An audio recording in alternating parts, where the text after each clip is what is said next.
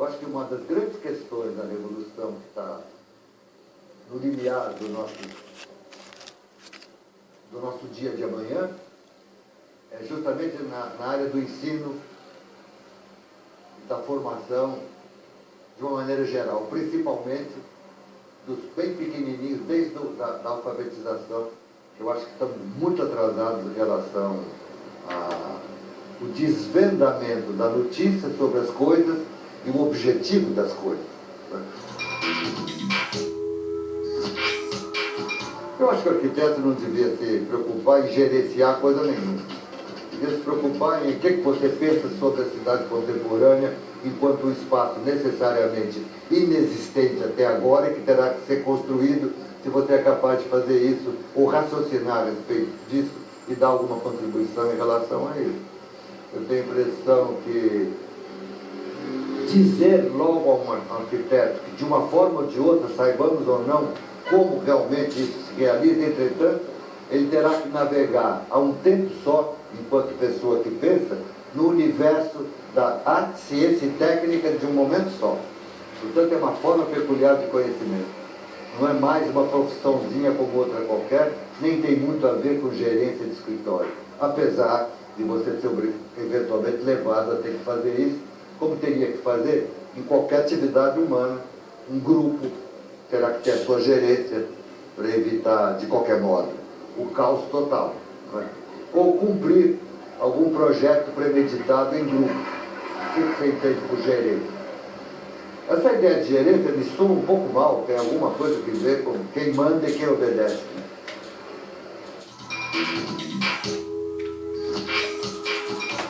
O ensino tem importância, não é para a arquitetura.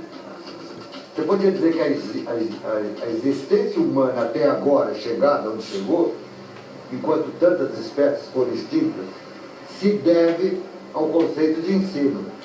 Porque os filósofos aqui dizem, eu estou endossando, porque penso assim também, aceito a ideia, inclusive como belíssima, de que a nossa existência se deve à concomitância da formação da consciência e da linguagem.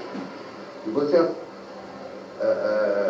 adquire ou inicia-se na sua mente a formação de uma consciência sobre algo novo, a primeira providência nota, desde as origens, foi avisar ao outro.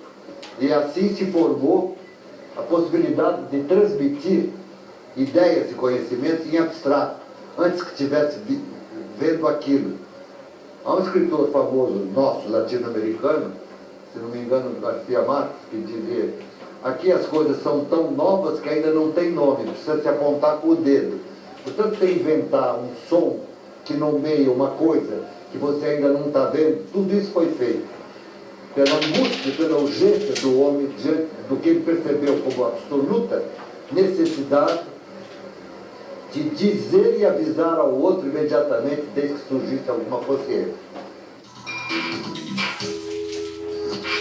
A arquitetura, enquanto resolve um problema imediato,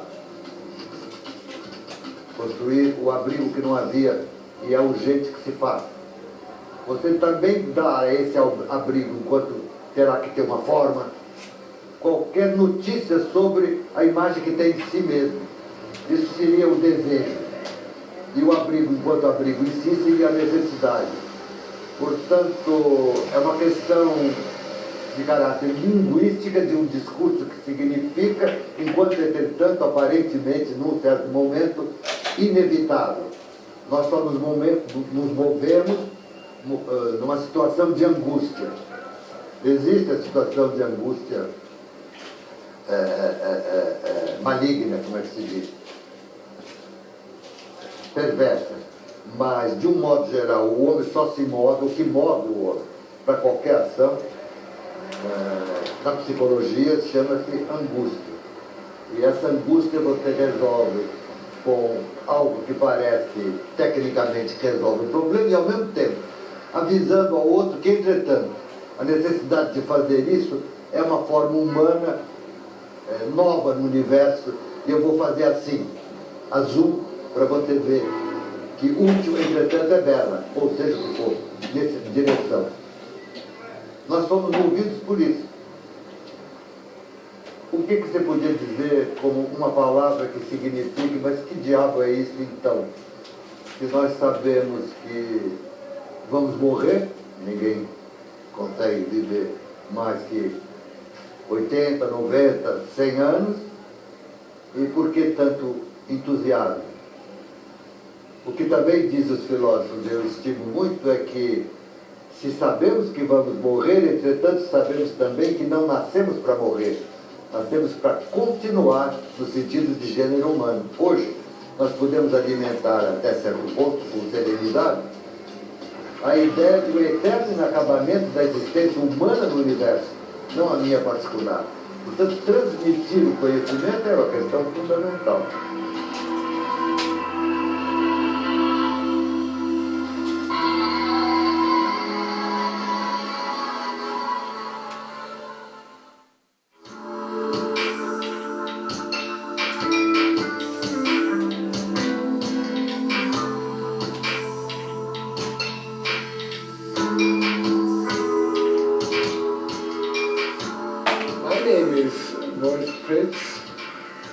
I'm the co-founder of Co-Pimpler,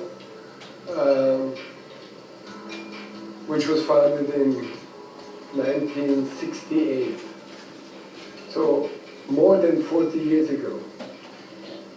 The main office is in Vienna, actually, but we have offices to supervise the building sites all over the world, almost. We always wanted to get through with our radical ideas, no compromising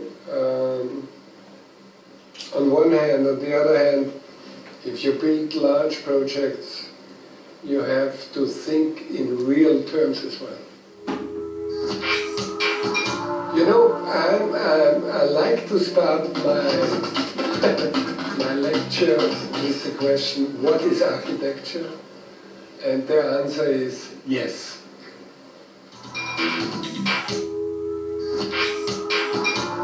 My belief is that we are losing more power every day.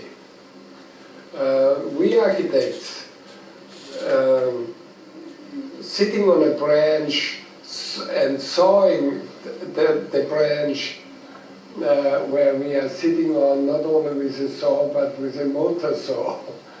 So because we believe that the architect, or I believe the architect should be a strategic thinker, and he should have the power to realize the strategic plans. But nowadays the architect is responsible, but he has no power. He is blamed for a lot of mistakes other people are doing. So I comparing, going back to your question, architecture with an iceberg. You only can see the peak of the iceberg. What we are discussing as architecture, it's only the peak of an iceberg. The invisible part of the iceberg is the most important because that influences the outcome of the peak. And that means we have to deal with politics, we have to deal with money, we have to deal with codes and rules, and everyone knows it better. So the project manager, the steering committee, the client, everyone knows better about architecture than we architects.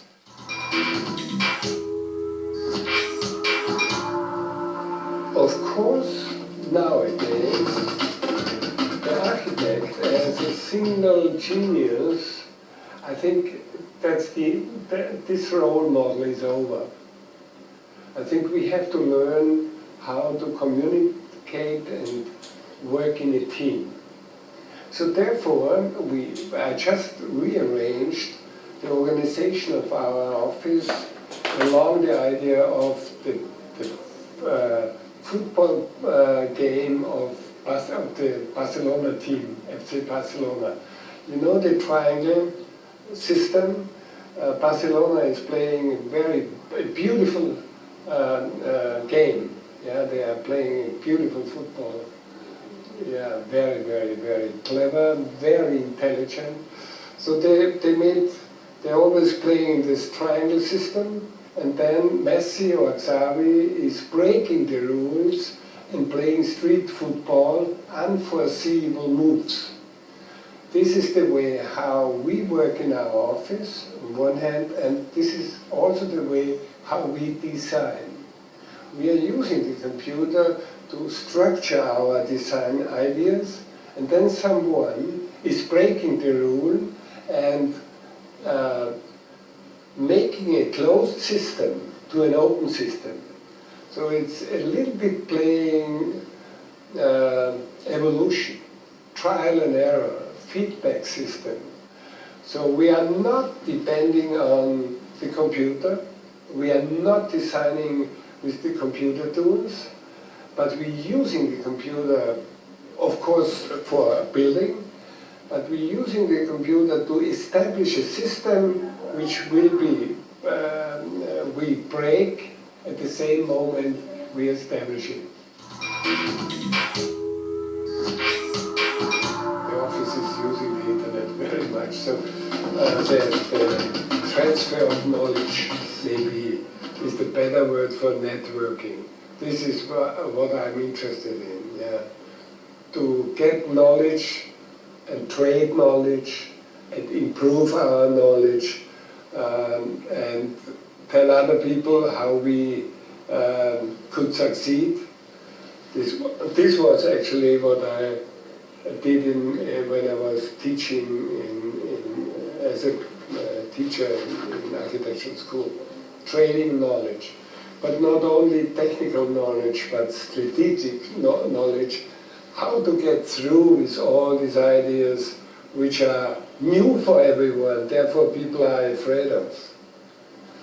So what we have to learn is to communicate the complex solution for complex problems. This is a strategy which is very important because complex solutions are always new solutions.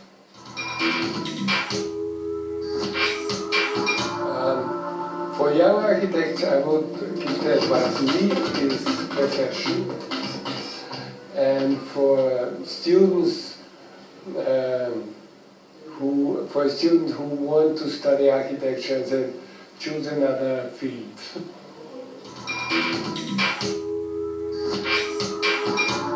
I cannot transplant our experience from 1968 to nowadays. I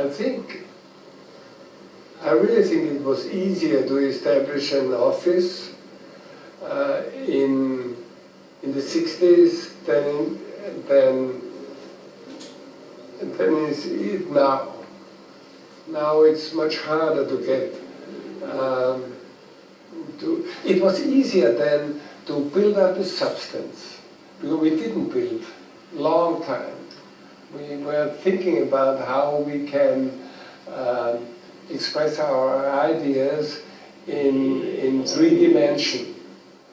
We studied it a very long time without building it, and then we got the first commission, and then we started to do it.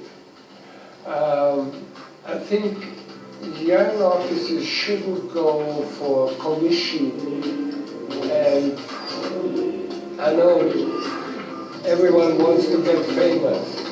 This is very stupid, I have to say. You never get famous if you want to be famous.